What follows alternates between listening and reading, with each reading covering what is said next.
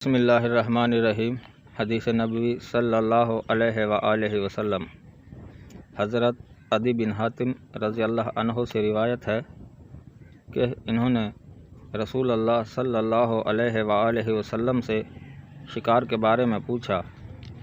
آپ نے فرمایا، جب تو اپنا کتا شکار کے پیچھے چھوڑے تو اللہ تعالیٰ کا نام لے کر چھوڑ، پھر اگر تو شکار کو اس حال میں پالے کہ کتے نے اسے قتل نہیں کیا تو اللہ کا نام لے کر اسے ذبح کر لے، اور اگر شکار کو اس حال میں پائے کہ کتا اسے قتل کر چکا ہے لیکن اس نے کچھ نہیں کھایا تو وہ شکار تو کھا سکتا ہے، کیونکہ اس نے اسے تیرے لیے پکڑا ہے۔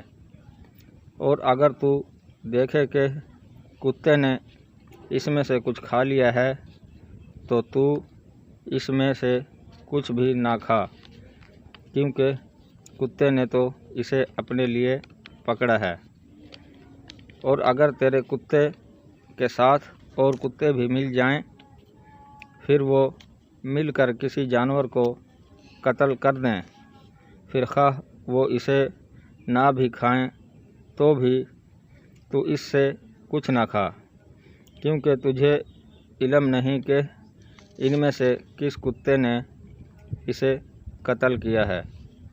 حدیث نمبر 4268، کتاب سنن نسائی، درجہ صحیح۔ ناظرین کرام، مزید اسلامی ویڈیو دیکھنے کے لیے ہمارے چینل کو سبسکرائب کریں اور بیل آئیکن دبائیں، اور ویڈیو اچھی لگنے کی صورت میں لائک کریں اور کامنٹس میں اپنی قیمتی رائے کا اظہار ضرور فرمائیں۔ شکریہ۔